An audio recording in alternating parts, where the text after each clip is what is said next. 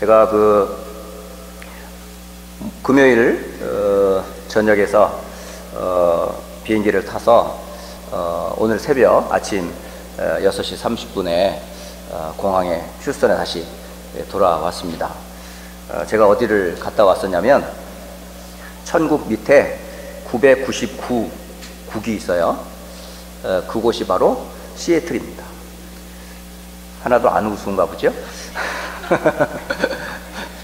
천국, 이 세상에서 가장 우리가 사모하는 곳이 천국인데 지상에서 그만큼은 아니지만 아름다운 곳이 한 곳이 있대요. 그게 바로 999국인데 그 999국에 사람이 한 말이에요. 그게 바로 시애틀이랍니다. 시애틀은 5월부터 10월까지 너무 날씨가 좋답니다. 그래서 주일날 날씨가 너무 좋아서 예배 드리는 것보다 밖에 나가서 자연을 구경하는 게 더 좋대요. 그래서 주일날만 되면 성도들이 가끔씩 빠진답니다. 왜? 999국을 구경하러 나가기 위해서. 저는 예배를 통해서 사실은 999국보다 더 좋은 천국의 축복을 사실은 저는 날마다 예배 때마다 누립니다. 굳이 저는 밖에 안 나가도 예배하는 게 제일 행복해요. 어제 밤새 비행기를 타고 왔기 때문에 어제 잠을 제대로 못 잤어요. 못 잤는데 일부 예배를 마치고 올라가는데요, 힘이 나는 거예요. 보통 잠을 안 자고 나면 막 졸립고 피곤하고 막 힘들고 막 그러잖아요. 그런데 예배를 마치고 나는데 막 힘이 나요. 힘이 나. 몸에서 막 열이 나는 거예요. 굉장히 막 하나님이 또 은혜를 주신 게 확실하구나. 영적인 힘이 또 생기니까 또 마음도 평안해지고 또 육신도 건강이 회복되는 것 같습니다. 오늘 예배하는 이 시간에 여러분이 먼저 영적으로 힘을 얻기를 주의 이름으로 축복합니다. 또 마음과 생각이 흔들림 없이 감사가 회복되는 예배가 되기를 주의 이름으로 축복하고요. 더 나아가 혹시 연약한 육신 가운데 질병이 있는 분이 있다면요, 오늘 살았고 활력이 있어 운동력 있는 하나님의 말씀으로 치유에 큰 힘을 얻으셔서 그 아픔이 오히려 전도와 선교의 증인으로 서시기를 다시 한번 주의 이름으로 축복합니다. 한번 생각해 보세요. 왜 하나님이 그리스도 예수님을 우리에게 주셨을까요? 왜 복음을 주셨을까? 예수님이 여러분에게는 또 저에게는 복음이라고 합니다. 제가 사실 28살 되던 해에 이 질문을 받았어요. 한 분 목사님이, 전도자가 복음이란 무엇입니까? 이 질문을 했고요. 저는 그 자리에 앉아서 말씀을 듣고 있었어요. 늘 말씀드리지만은 여러분이 그냥 듣고만 계시지 마세요. 질문하면 질문한 것에 대해서 나도 대답을 하셔야 돼요. 제가 그렇게 대답을 한 거예요. 목사님은 청중을 향해서 메시지를 전했을 뿐인데 저는 그 질문에 내가 복음이 있는지를 찾아본 거예요. 근데 저는 복음이 뭔지도 몰랐어요. 또 예수님이 전혀 기쁘지도 않았고요. 그래서 나에게 확인이 됐어요. 나에게 복음이 없구나. 다시 말해서 교회 일은 많이 했지만, 기도도 많이 했지만, 예배도 많이 참석했지만 나에게는 진짜 복음, 기쁨의 근원이 되는 예수님이 내게 생명으로 와 있지 않다는 걸 알았어요. 다시 말하면 나는 종교인이었어요. 천주교를 가나 불교를 가나 기독교를 가나 모슬렘을 가나 그냥 선택된 종교에 내가 몸을 담았을 뿐이었던 거죠. 진짜 제 자신에게 생명의 복음이 없다는 것을 발견하고 나서 이건 아니다라는 생각이 정신이 번쩍 드는 거예요. 그럼 복음이 뭡니까? 하나님을 만나는 게 복음이 되는 거예요. 아니, 하나님이 안 보이시는데 어떻게 만나요? 그래서 하나님이 길을 열어주셨다는 거예요. 그리스도라는 길을 통해 하나님 만날 때 기쁨이 온다는 거예요. 영원한 생명이 넘친다는 거예요. 복음은 하나님을 만나는 것뿐만 아니라 과거, 현재, 미래에 피할 수 없는 모든 사람이 가지고 태어나서 자라며 죽을 때까지 해결할 수 없는 게 있어요. 그게 뭐죠? 여러분이 태어나기도 전에 가지고 있는 원죄라고 하는 게 있어요. 이게 한 사람 아담으로부터 시작됐는데 그 후손들이 전부 원죄 아래 놓여 있어요. 이 죄로 말미암아 이 땅에 뭐가 왔어요? 사망이 왔어요. 이 사망의 왕노릇하는 사단의 종이 되어 사람들이 죽음 앞에 벌벌벌벌 떨고 있어요. 이 죄와 사망과 죽음을 초월하는 비밀이 있는데 그게 바로 복음이라는 거예요. 바로 그 모든 죄와 모든 죽음의 권세를 예수님이 십자가에서 다 끝냈다는 거죠. 전 그걸 알고 나서 너무너무 좀 놀랐어요. 심지어 제가 영적 사실을 잘 몰랐거든요. 오늘 이 아침에 말씀을 듣는 여러분이 사단과 영적 존재, 이 사실을 모르면요, 여러분 속아 살아갈 수밖에 없어요. 가깝게는 저희 아버지가, 저희 부모님이 평생 속아 살았어요. 하나님도 계신지도 몰랐어요. 자신이 누군지도 모르고 살았어요. 그리고 더 나가서 사단과 귀신이 온 땅을 잡고 개인, 가정, 가문, 후대들을 멸망시키고 있다는 사실을 전혀 모르고 있었어요. 그런데 하나님이 복음 되시는 그리스도를 보내주셔서 마귀의 일을 멸하려 하십니다. 바로 하나님의 아들이 예수님이 바로 마귀의 일을 멸하신 그리스도라는 것을 저는 그때 알았어요. 그게 제 인생의 전환점이 되었던 28살 때의 이야기입니다. 그때에 예수님이 그리스도다 라는 복음을 그때 들었어요. 그래서 저는 인생이 완전히 바뀌었어요. 생명을 얻게 되었고 죄 용서를 받게 되었고 사탄의 권세를 깨뜨리는 그리스도인의 권세를 가지게 된 거예요. 그때부터요, 저는 고백했어요. 내 평생 이 사실을 알지 못했던 그 지나온 세월들을 앞으로는 실수하지 않겠다. 누구를 만나든 어디를 가든 예수가 그리스도라는 사실을 전하겠다 하고 십자가의 복음과 예수만을 전하겠다라고 하는 것이 저에게 각오가 됐고 결단과 결심이 됐어요.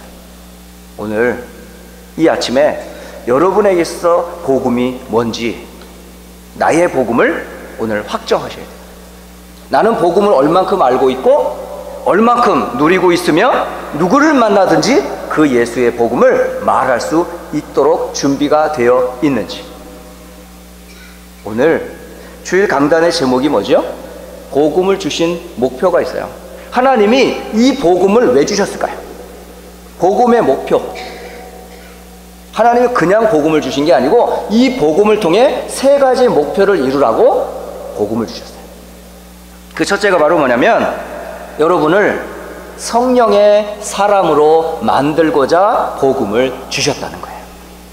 자, 구약 성경에 요셉을 일컬어 하나님의 신에 충만한 사람이다 라고 창세기 41장 38절에 기록하고 있어요. 여호와의 신에 충만한 사람을 어디에서 우리가 구할 수 있느냐? 바로 애굽의 임금이었던 바로가 요셉을 보며 한 말이었어요. 요셉이 하나님의 신에 충만할 때 그가 무엇을 가지고 있었기에 그랬을까요? 그리고 모세를 볼 때 이스라엘 백성들이 그 앞에 서서 모세의 얼굴을 쳐다보지를 못했어요. 왠지 아세요? 모세의 얼굴에 여호와의 영광이 임했고 40일 시내산에서 하나님의 말씀을 받고 2 돌판을 들고 광야로 내려오는 모세를 보며 많은 사람들이 모세 더 이상 오지 마세요. 가까이 하기엔 당신이 너무 하나님의 영광 가운데 거룩함이 우리에게 임하면 우리는 죽음 가운데 놓일까봐 오지 말라고 거리를 항상 돌았다. 그게 바로 여호와의 영광인 성령의 역사였었어요. 구약 성경에 많은 사람들이, 심지어 우리가 엘리야의 제자인 엘리사를 보잖아요. 엘리야가 많은 기적을 일으키고 이제 하나님의 때가 되매 이제 하나님 불러갈 날이 준비되어 있었어요. 근데 많은 제자들이 있었는데 그 중에 엘리사가 엘리야를 계속 쫓아가요. 쫓아가면서 구하는 게 하나 있었어요. 뭐지요? 선생님의 갑절의 영감을 내게 주십시오.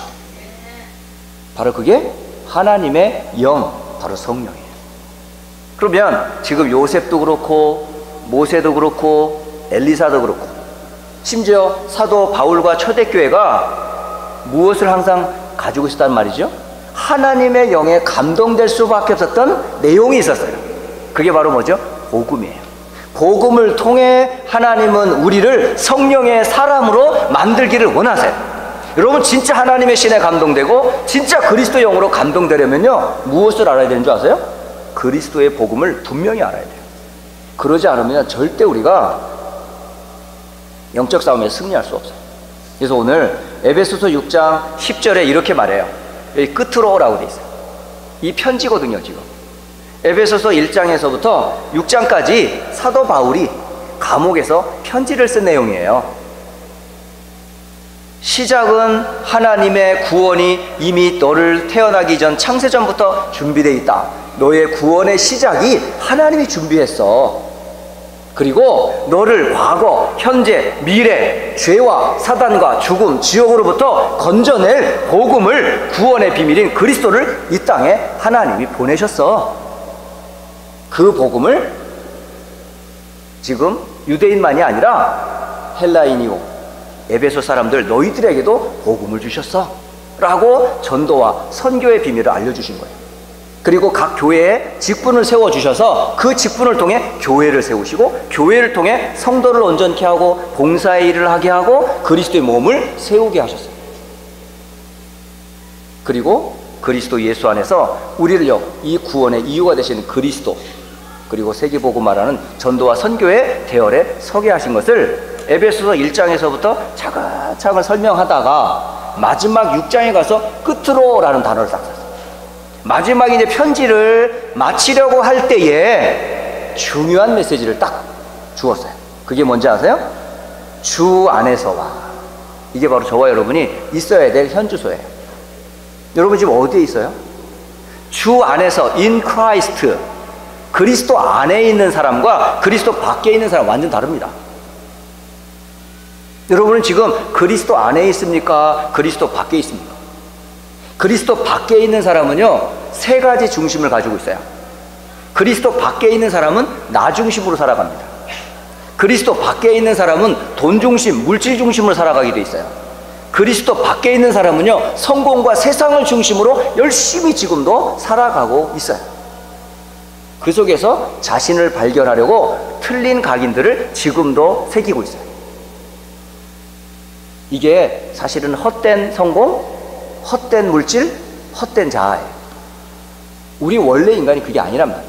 그런데 하나님이 이런 틀린 그런 자아에서, 틀린 물질관에서, 틀린 이 세상과 그 목표에서 우리를 건져주시려고 오신 그리스도를 만나고 나서 저와 여러분은 어떻게 바뀌었는지 아세요? 그리스도와 함께. 여러분이 그런 주소로 바뀌었어요. 여러분이 그리스도와 함께 한다는 게 어마어마한 축복이에요. 그리고 그리스도 안에 거하는 은혜를 받았어요. 근데 그리스도 안에 거하는 것만 끝나는 것이 아니라 그 안에는 힘의 능력이 있어요. 그 힘의 능력이 바로 뭐예요? 성령의 능력이란 말이에요. 그러니까 그리스도 안에 있는 자에게 주께서 무엇을? 성령의 능력을 약속하신 거예요. 그래서 초대교회 예루살렘 교회를 향해서, 마가다락방의 성도들 향해서 예수님이 너희는 몇 날이 못되어 성령으로 세례를 받을 거야 라고 말씀하셨어요. 그리고 그들은 그리스도의 약속 잡고 기도하기 시작했어요. 기도하는 그들에게 오순절 날이 임함에 바람 같은, 불 같은 여호와의 신 성령께서 모든 구하는 간구하는 성도들에게 다 임했다니까요. 그게 바로 초대교회의 탄생이었습니다. 오늘 말세를 살고 있는 저와 여러분에게 가장 뭐가 필요하죠? 주의 은혜와 힘이 필요해요. 그래서 정말 한 주간을 출발하기 전에, 우리가 현장의 직장과 학업과 삶을 시작하기 전에, 심지어 문제와 사건에 만나기 이전에 여러분 뭐부터 필요해요? 여러분이 현주소와 그 힘을 회복하셔야 돼요. 그게 오늘 에베소서 6장 끝으로 라고 하면서 너희가 주 안에서와 그 힘의 능력으로 강건하여지기를. 이게 바로 복음의 목표는 첫째, 성령의 사람을 세우기 위함이다. 그래서 성령의 충만함을 받으라 라고 에베소서 5장 18절은 그렇게 말씀하죠. 그래서 정말 중요한 게 여러분 먼저 힘을 얻으셔야 돼요. 힘 얻으면요, 영적인 힘 생기면 마음과 생각이 치유받고 육신도 치유가 돼요. 이게 영적인 원리예요. 이게 우리의 육신이 아픈 게 육신의 아픔으로 끝나는 약을 먹으면 임시적으로는 나을 수 있어요.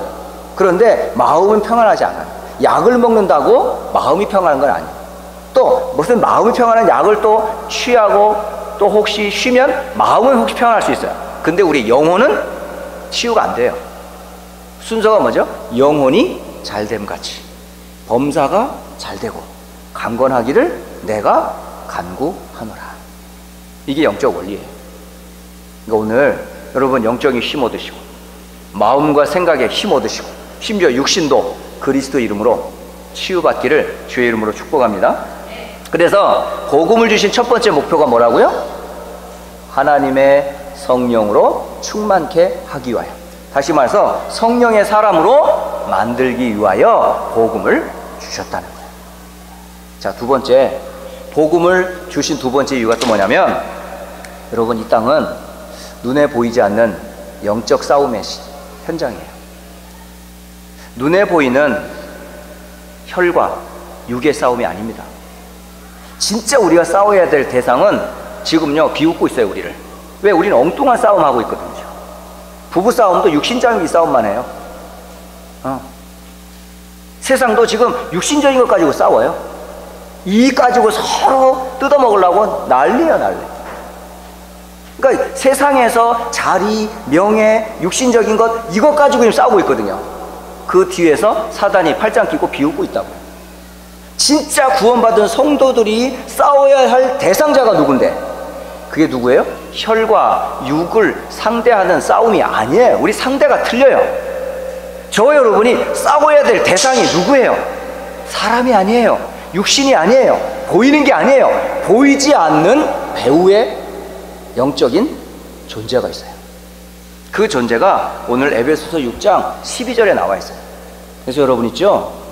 진짜 강한 자를 결박하지 않고서는 그 집에 있는 세간을 늑탈할 수 없겠다라고 예수님이 마태복음 12장 28절 29절에 말씀하셨어요. 예수님이 우리의 싸움이 누구의 싸움이라고 하셨어요? 보이지 않는 싸움이에요. 그거를 잘 알았던 사도 바울이 끝으로 복음을 통해 성령의 사람으로 삼은 성도들이 무엇을 하기 위하여 복음을 주셨다? 바로 영적 서밋, 곧 사탄의 서밋과 싸우기 위하여 복음을 주셨다는 거예요. 그러면 사탄의 서밋이 누구예요? 그게 바로 오늘 6장 12절 함께 읽어보도록 합니다. 같이 읽습니다. 우리의 씨름은 혈과 육을 상대하는 것이 아니요 통치자들과 권세들과 이 어둠의 세상 주관자들과 하늘에 있는 악의 영들을 상대함이라. 이렇게 되어 있어요. 지금 우리의 싸움의 상대가 누구라고요? 통치자들과 권세들과 이 어둠의 세상 주관자들과 하늘에 있는 악의 영이다. 이렇게 되어 있어요. 한마디로 말하면 누구예요? 사탄, 마귀예요. 여러분 개인이 누구에게 잡혀 있어요? 가정이 지금 누구에게 속고 있어요? 우리 후대들이 지금 틀린 세상 문화 가운데 각인, 뿌리, 체질되고 있어요. 그걸 누가 지금 계속 뿌리는 줄 아세요? 문화를 통해 세상의 많은 좋은 것들을 통해서 틀린 나를 자꾸 각인하고 있어요. 다른 나를 자꾸 각인, 뿌리, 체질하고 있다. 그래서 문제 해결이 안 되는 거예요. 그거를 모르고 여러분이 너 왜 그러니? 똑바로 해. 그렇게 하면 안 돼. 아무리 지적해도 아이는 변하지 않아요. 그런데 여러분이 아이를 변화시키는 방법이 있어요. 뭔지 아세요? 그 태도가 어디서 왔어요? 그 모습의 근원이 어디예요? 전부 창세기 3장의 나 중심, 세상의 물질 중심, 그리고 성공을 쫓아가는 육신 중심이에요. 그걸 뿌려놓은 게 누군지 아세요? 사탄이 함정을 깔아놓고 틀을 만들어 놓고 우리를 올무에 걸리도록 쫙 좋은 걸로 쫙 유혹해놨다니까. 여러분 돼지 잡을 때 혹시 어떻게 잡는지 아세요? 돼지. 저기 돼지가 여기 앞에 도살장까지 끌려오게 하는 방법이 있어요. 뭐지요? 돼지가 좋아하는 땅콩을 그 눈앞에다 쫙 깔아놓는 거예요. 네. 그러면 이 돼지가 그 냄새, 아주 얼마나 콧구멍이 큽니까? 이 큰 콧구멍으로 하면서 있죠? 그 땅콩을 주워 먹고 와요. 이제 하나씩 먹으면 얼마나 맛있어요? 하고 또 앞에 땅콩이 있어. 계속 졸졸졸졸졸졸 쫓아오는 거예요. 그러다가 있죠? 여쯤에 오면요, 주둥이를 꽉 잡아. 그리고 그냥 칼로, 망치로, 해머로 여기 급소를 때려버리는 거예요. 군대에 있을 때요, 시골에서 그 힘 좋은 이 군인이 얼마나 많이 그 소와 또 돼지를 잡았는지, 뭐 이게 군대에서 잔치만 벌어지면 이 친구를 불러요. 네가 와서 해머로 이 소 좀 잡아달라면서, 이거 지금 돼지 한 마리 잡아달라면서. 근데요, 이게 원숭이도 나무에서 떨어질 때가 있다고, 이게 때렸는데 잘못 맞았어. 그래가지고 이 급소를 맞아서 이게 정통으로 이게 직사를 시켜야 되는데 옆을 맞힌 거야. 그러니까 돼지 멱다는 소리라고 꽥꽥 하는데 온 그냥 군대가 얼마나 시끄러운지. 여러분, 잘못 잡으면 그래요.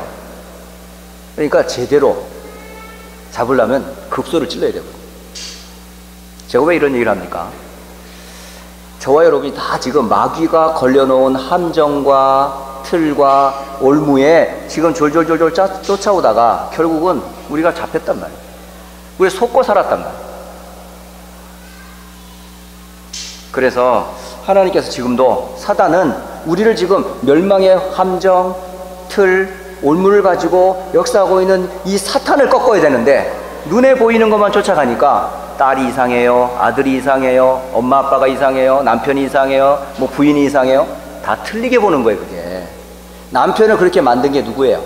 아내를 그렇게 만든 게 누구예요? 우리 자녀를 그렇게 힘들게 하는 게 누구죠? 성경에는 말하고 있어요. 눈에 보이는 것이 아니라 보이지 않는 사단이, 귀신이 그렇게 우리를 평생 속였던 거예요. 그럼 이제부터는 여러분이 그 나를 속이고 우리 가정과 가문을 속인 그 원수 마귀를 안다면 여러분은 어떡하겠어요? 이를 갈고 싸워야 되지 않겠어요? 그리스도의 이름을 주셨고 그 이름을 가지고 싸워야 되지 않겠어요? 그럼 뭐 할 건 하나밖에 없어요. 주 예수 그리스도의 이름으로 기도하세요. 권세를 쓰시라고요. 여러분 누군데? 하나님 자녀인데, 복음 가진 하나님 자녀이기 때문에 기도하면 여러분은 성령으로 충만해지고, 기도하는 그 대상에게는 성령이 역사하며 흑암이 떠나게 돼 있어요. 여러분, 우리의 씨름이 혈과 육에 대한 게 아니라고 하잖아요.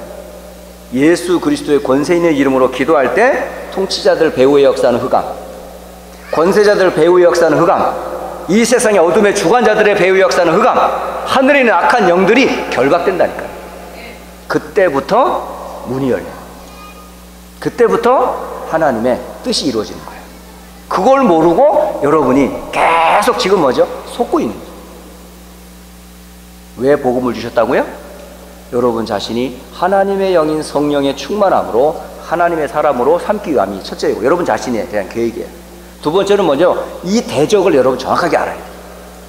그 흑암을 꺾지 않으면 절대 가정과 후대와 현장을 못 살려요.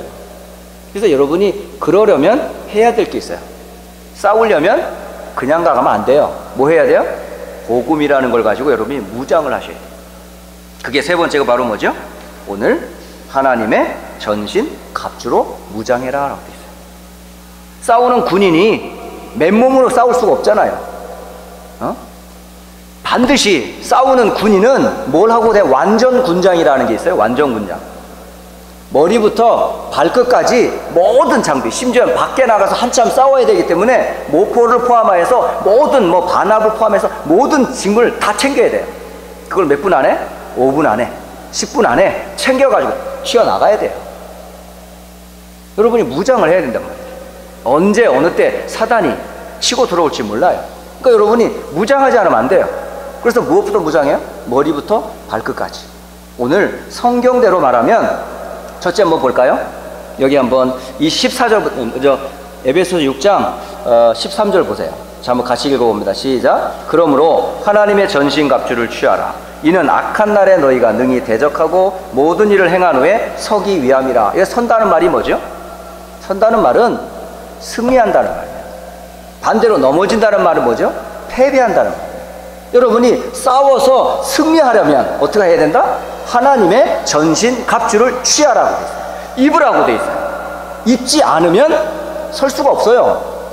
여러분이 얼마나 힘이 세길래 깡닭으로 마귀 이길 수 있는 줄 아세요? 여러분 얼마나 악으로 깡으로 버틸 수 있는 게 아니에요. 이게 우리의 싸움은 상대가 안 돼요. 왜? 마귀가 아담과 하와 첫사람을 그냥 단방에 쓰러뜨렸다니.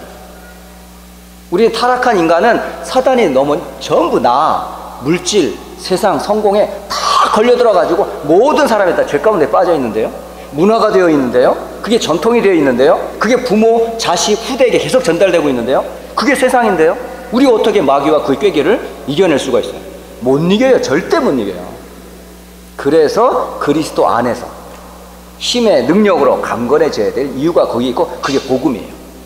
그 복음 가진 우리의 싸움의 대상이 누군지 분명히 알아야 돼요. 싸움의 대상이 사람 아니에요. 영적 존재예요. 그게 바로 사단이고 마귀고 그 타락한 천사입니다. 근데 이 타락한 천사는 예수 이름 이외에는 꺾이지 않아요. 여러분 착하다고 봐주는 줄 아세요? 교회 열심히 다닌다고 봐주는 줄 아세요? 여러분 뭐 자녀들 잘 키웠다고 봐주는 줄 아세요? 그걸로 사단을 이기는 거 없어요. 사단이 제일 무서워하는 게 뭐냐면 딱 하나야. 예수 그리스도의 이름만 벌벌 떨어요. 여러분은 능력 없지만 여러분이 가지고 있는 그리스도 때문에 사단이 벌벌벌 떠는 거예요. 그걸 아셔야 돼요. 그래서 머리부터 발끝까지 뭘로 무장해라? 하나님의 전신갑주로 무장하라. 성경대로 그대로 한번 읽어보겠습니다. 자, 14절을 같이 한번 읽어봅니다. 시작. 그런즉 서서 진리로 너희 허리띠를 띠고 의의 호심경을 붙이고. 제일 먼저 뭐예요, 여러분? 딱 튀어나가기 전에 벨트부터 딱 매요. 바지 입잖아요, 그죠? 여러분 바지는 맨 나중에 입는 사람이 있어요? 그 이상의 머리, 그러니까 우리가 지금 순서 투구부터 쓰고 나갑니까? 아니요. 제일 먼저 바지부터 입어요. 바지 입을 때 먼저 뭘 타요? 벨트를 쫙 매는 거예요. 이 허리는 뭘 얘기하는지 아세요? 힘의 근원이에요. 힘은 어디서 와요? 허리에서 와요. 이 허리에 뭐를 둘러야 돼요? 벨트가 있어요. 그 벨트의 이름이 뭔지 아세요? 진리라는 벨트예요. 진리는 곧 뭐죠? 내가 곧 길이요 진리요 생명이니 나로 말미암지 않고는 아버지께로 올 자가 없느니라. 진리는 누구밖에 없어요? 진리가 너희를 자유케 하리니. 그리스도 안에서 진리가 있다. 그러니까 그리스도의 진리의 띠로 여러분 허리를 단단히 조이랍니다. 그리고 옷을 딱 입어요. 입고 그냥 옷만 입지 않고 거기에다 뭘 입어요? 방탄조끼를 입어요. 그게 바로 호심경이라는 거예요. 그 나를 가슴과 배와 안에 있는 내장을 보호하기 위해서 나를 커버해주는 그 방패가 있어요. 몸을 나를 보호해주는 거죠. 그걸 여기 뭐야? 호심경이라고 돼 있어요. 지킬 호, 마음과 생각을 지키고 여러분 생각을 딱 몸을 딱 지키는 갑옷 같은 거 있단 말이에요. 그걸 딱 옷을 입고 거기다가 딱 조끼를 입는 거예요. 그 갑옷을 딱 입죠. 자, 이게 여러분 그 호심경의 이름이 뭐라고 그래요? 의의 호심경이라고. 의는 누구밖에 없어요? 그리스도 이외에는 의가 없어요. 모든 사람이 죄를 범하였으면 하나님의 영광에 이르지 못하더니 오직 한 의인은 하나밖에 없어요. 의인은 믿음으로 말미암아서. 의인은 하나밖에. 하나님의 의인은 그리스도입니다. 그래서 그리스도로만 여러분이 가슴을 탁 보호해야 돼요. 그리스도로 완전히 무장해요. 그러니까 그리스도의 의를 말해요. 그리스도의 진리, 그리스도의 의를 말하는 거예요. 자, 세 번째, 그 밑에 이제 봅니다. 그리고 나서 이제 뭘 신어요? 신발을 신는 거예요. 자, 옷을 다 입었어요. 그리고 뭘 신어요? 신발을 신는 거예요. 자, 한번 읽어볼까요? 15절 시작. 평안의 복음이 준비한 것으로 신을 신고 라고 됐어요. 신발 신을 신발.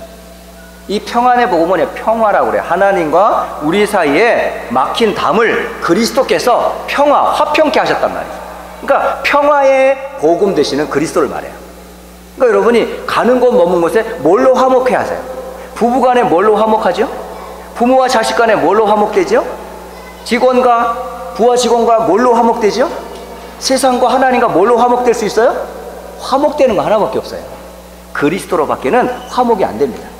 그러니까 아내가 복음 받아야 되고 남편이 복음 받아야 되는 거예요. 부모가 은혜의 복음 받아야 되고 자녀가 은혜의 복음 받아야 되는 거예요. 목회자와 성도가 그리스도로 하나가 안 되면요 계속 찌그락찌그락 갈등할 수밖에 없어요. 교회가 왜 싸우는지 아세요? 목회자와 중직자와 성도가 왜 싸우는지 아세요? 복음으로 하나 되겠지 않았기 때문에. 목사의 생각, 중직자의 생각, 성도의 생각이 다 틀리니까. 복음은 하나예요. 목사도 그리스도 앞에 서야 되고, 중직자도 그리스도 앞에 서야 되고, 성도도 그리스도 앞에 서야 되고. 화평케의 복음은 하나밖에 없어요. 여기 평안의 복음은 하나밖에 없어요. 그리스도의 신발을 탁 신으라는 거예요. 자, 그리고 이어서 계속 보겠습니다. 16절. 모든 것 위에 믿음의 방패를 가지고. 이제 다 입었어요. 바지도 입고 벨트도 맸어요. 위에 옷도 입고 방탄조끼 조끼도 입었어요. 그리고 신발, 평안의 신발의 봉도 신었어요. 그리고 나갈 때 뭘 들어라? 모든 것 위에 믿음이라는 방패. 이게요 믿음으로 뭐 했다? 모든 능력 중에 믿음이 어마어마합니다. 믿음은 뭘 이긴다? 세상을 이긴다 라고 성경에는 말씀을 해주고 계세요. 그래서 베드로전서 5장 8절과 9절에 이렇게 기록되어 있어요. 근신하라 깨어라 너희 대적 마귀가 우는 사자같이 두루다니며 삼킬 자를 찾나니 너희는 믿음을 굳게 하여 그를 대적해라 이렇게 되어 있어요. 믿음을 굳게 하라고 되어 있어요. 바로 여러분이 들고 있는 믿음이 바로 뭐죠? 마귀를 대적하는 믿음이어야 돼요. 네. 이 대적이 뭐 하는데요? 능히 악한 자의 모든 불화살을 쏜다는 거죠. 여러분 불화살이 뭐예요? 불화살은 다른 게 아니고 사람들의 욕심과 정욕을 불타오르게 하는 온갖 격렬한 시험들을 불화살이라고 해요. 우리가 시험 얼마나 많이 받아요? 사람에게서, 물질에게서, 환경에서 사단이 뿌려놓은 많은 시험들 우리가 만나잖아요. 그 시험을 뭘로 이겨라? 믿음으로다. 오직 의인은 믿음으로 말미암아 살리라. 로마서 1장 17절 말씀. 여러분, 저와 여러분이 지금 무장해야 돼요. 지금 한 말씀 한 말씀 따라서 이게 나로 지금 무장을 시키세요. 지금 그뿐만 아니고 이제 나가야 되잖아요. 투구는 제일 저기 이 머리 있는 헬멧은요 제일 나중에 쓰는 거예요. 군대 안 가보셨어요? 제가 볼 때 여자분들도 우리 혹시 군대를 좀 보내봐야 되겠어. 한 3개월 병영 체험을 좀 해보시면 아침에 6시에 기상하고 밤 10시에 취침하고 불침번 세우고 그리고 뭐 인원 점검하고 청소 열심히 하고 그러면 참 우리 여성 성도들이 많이 좀 규모가 잡힐 텐데 그게 조금 아쉬워요. 하지만 영적 체험을 하셔야 돼요. 영적 병영 훈련을 지금 하고 계시는 거야. 어디서? 교회에서. 지금 이 시간에 여러분이 영적 병영에 지금 입소를 하셨어요. 오늘 예배 시간에 무장을 지금 하라고 지금 미리 말씀을 드리는 겁니다. 그래서 구원에 뭘 써라? 투구를 딱 헬멧을 쓰는 거예요. 이 투구의 이름이 뭐예요? 헬멧의 이름을 성경은 구원 또는 데살로니가전서 거기에는 5장 8절에는 구원의 소망의 투구라고 그렇게 돼 있어요. 머리에 구원과 그 소망의 투구를 딱 쓰라는 거죠. 소망이 있으면요 계속 할 수 있어요. 분명히 될 거라는 소망이 있으면 중단하지 않아요. 근데 이거 해도 되나? 여러분 기도하다가 이 응답이 되나? 하면 기도 계속 할 수 있어요? 기도 반드시 응답될 거야. 그럼 어떻게 해요? 계속 할 수 있거든요. 얘는 반드시 하나님이 치유할 거야. 확신이 있으면 어떻게 해요? 절대 중단하지 않습니다. 하나님은 전능하시고 이 아이는 하나님의 뜻이 있는 아이라면 하나님 분명히 응답을 주든지 해답을 줄 거다. 그러면요 구원과 그 소망이 있다면 중단해요? 안 해요? 안 합니다. 절대 하지 않습니다. 내 자녀에 대한 그 부모의 사랑을 이 아이가 아는 것은 결국은요 여러분이 포기하지 않는 거예요. 그 아이를 절대 포기하지 않는 거예요. 그래서 구원과 그 소망의 투구를 머리에 딱 쓰는 거예요. 그리고 나서 여러분 뭐죠? 이제는 나가기 전에 딱 헬멧 쓰고 이제 뭐 방어만 합니까? 이제 맨날 우리는 뭐 터지고 이래가지고 막 맞고 그냥 맨날 방어만 합니까?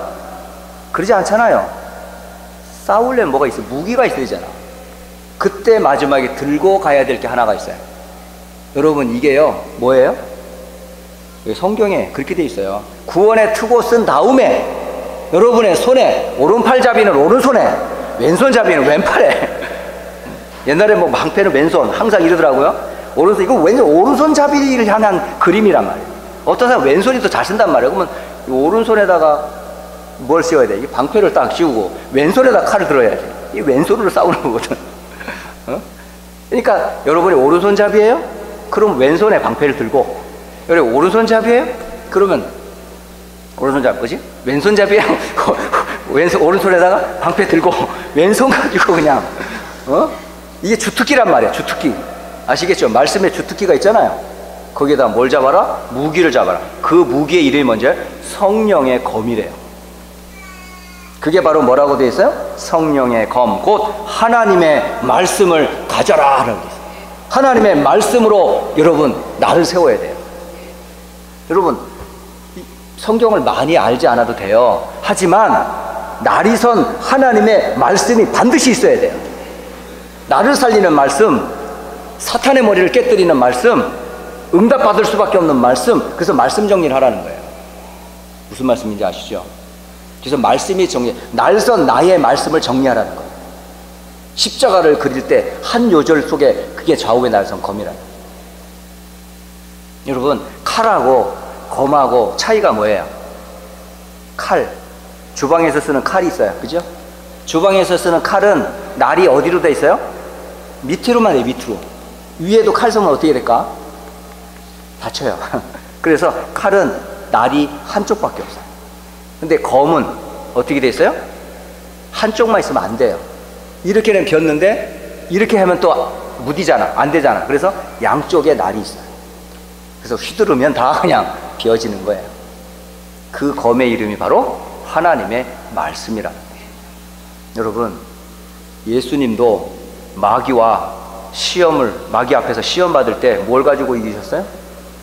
광야 40일 동안 예수님이 금식하며 기도하며 공생애를 시작하기 전에 40일 동안 굶주렸을 때 뭘 가지고 싸웠습니까? 마귀와. 사람이 사는 것은 떡과 양식으로 사는 게 아니고 하나님의 입에서 나오는 말씀으로 살 거다. 결국 말씀으로 사는 거예요. 말씀. 그래서 여러분이 주신 예배 때의 말씀, 또 구원의 말씀, 복음의 말씀, 날선 검같이 계속 가세요. 그 말씀 가지고 나를 살리는 복음, 응답받을 수밖에 없는 기도, 사람을 살릴 수밖에 없는 전도, 나의 말씀, 나의 기도, 나의 전도를 정리하세요. 그게 날이 설 때까지, 그게 익숙해질 때까지, 그것이 나의 무기가 될 때까지. 그래서 훈련을 많이 하거든요. 그래서 암송하고 묵상하고 또 기도하고 이 나의 확신이 올 때까지 계속 나를 세우세요. 언제까지? 싸울 때까지. 그리고 이제 결론을 맺습니다. 자, 우리 18절부터 20절까지 결론으로 말씀을 전하고 마치도록 하겠습니다. 이 18절로 20절까지 해서 항상 할 것 3가지를 말씀해 주세요. 여러분이 항상 할 것 결론입니다. 자, 18절 같이 읽습니다. 시작. 모든 기도와 간구를 하되 항상 성령 안에서 기도하고 이를 위하여 깨어 구하기를 항상 힘쓰며 여러 성도를 위하여 구하라 라고 되어 있어요. 여러분 여기 지금 항상이란 단어가 2개 나왔죠. 그죠? 첫째는 뭐라고 되어 있어요? 성령 안에서 항상 기도해라 이렇게 있어요. 그냥 마음과 생각만이 아니라 성령의 도우심으로 여러분이 기도하시는 거예요. 그래서 여러분 자신만 아니라 진짜 여러분 성령 안에서 기도하는 거예요. 그 대표적인 구절이요, 로마서 8장 26절 27절. 나중에 한번 성경을 나중에 확인해 보세요. 로마서 8장 26절 27절. 성령도 우리의 연약함을 도우시나니 우리는 마땅히 기도할 바를 알지 못하나 오직 성령이 말할 수 없는 탄식으로 우리를 위하여 친히 간구하시느니라. 마음을 살피시는 이가 성령의 생각을 아시나니 이는 성령이 하나님의 뜻대로 성도를 위하여 간구하심이니라 라고 되어 있어요. 여러분 성령께서 저희들이 알지 못하는 것을 아시고요, 그분께서 탄식하며 우리를 위해 기도하신대요. 여러분 연약한 걸 잘 아시거든요. 때로는 제가 불신자 배경에서 돌아왔기 때문에 기존 신자들의 부모님들이 자녀를 위해서 축복기도 하고 배경에서 기도해 주는 게 얼마나 부러웠는지 몰라요. 저는 그게 늘 저에게는 누구는 참 부모 잘 만나가지고 기도하는 부모, 참 좋은 교회를 만났는데 나는 불신자에서 돌아와가지고 나를 위해 기도해 주는 사람도 아무도 없고 나 혼자 스스로 막 신앙생활하고 버틸려고 하니까 너무너무 힘들었어요. 그런데 어느 날 이걸 보게 됐어요. 나를 위해 기도하는 부모가 불신자일지라도 나를 위해 기도하시는 분이 있네? 그게 누구예요? 성령께서 나를 위해 탄식하며 기도해 주신다는 거예요. 아, 그랬구나. 결국 성령께서 나를 위해 지금도 간구하고 계시는구나. 여러분 혼자 아닙니다. 여러분과 함께 주의 성령이 여러분을 지금 여러분을 위해서 기도하고 계세요. 그래서 성령 안에서 항상 기도해라는 데 있어요. 성령과 함께 기도하라는 거예요. 자, 두 번째, 항상 하라는 게 뭐 있어요? 항상 깨어 구하기를 힘쓰라. 애써야 돼요, 여러분이. 기도한다 하면서 그냥 가만 안 돼요. 뭐예요? 집중의 시간을 만들라는 거예요. 힘쓰는 시간을 만들어야지. 누워서 막 감이 입에서 딱딱 떨어지게 그러면 좋게요? 안 그래요. 답을 얻었으면 이제 먼저 도전하는 거예요. 싸우는 거예요. 힘쓰는 거예요. 답이 맞으니까, 결론이 났으니까. 뭐예요? 항상 힘쓰라 했단 말이에요. 그래서요, 시간을 만드세요. 그리고요, 집중의 시간을 만드세요. 아침도 좋고 밤도 좋아요. 나만의 영적 시간, 서비스 시간을 만들라니까요. 핑계 대지 말고요. 뭐 애가 어떻고 뭐 남편이 안 도와주고 뭐 집안이 애들이 엉망이, 그거 다 핑계예요. 그 기도 못하게 하는 사단의 그 속임이라고요. 그러지 말고요, 시간 만드세요. 힘쓰려고 애를 쓰세요. 그러면요, 분위기 살살살 바뀌어요. 처음에는 잘 안 돼요. 근데 힘쓰고 애쓰다 보면요, 영적 분위기 바뀌어요. 그리고 마지막에 사도 바울은 19절에 이렇게 말해요. 같이 읽습니다. 또 나를 위하여 구할 것은 내게 말씀을 주사 나로 입을 열어 복음의 비밀을 담대히 알려게 하옵소서라고 돼 있어요. 여러분, 항상 해야 될 게 뭐예요? 전도예요. 전도를 항상 생각하고 전도를 위하여 전도자를 위해서 항상 기도하라는 거예요. 그래서 그 전도자의 입을 통해 복음의 비밀이 계속 전파될 때 흑암이 묶이고 구원받을 자들이 죽게 돌아오고 하나님 나라가 임하는 거예요. 여러분이 항상 할 것 세 가지. 기도하세요, 성령 안에서. 그리고 힘쓰세요. 그리고요, 전도자를 위해 기도하세요. 여러분이 전도자로 쓰임받고 또 전도자를 위해서 기도하는 것, 이것을 항상 하라고 끝으로 말씀을 주셨어요. 오늘 복음을 주신 중요한 목표, 이 언약 가지고 한 주간도 승리하시기를 주의 이름으로 축복합니다. 기도하겠습니다.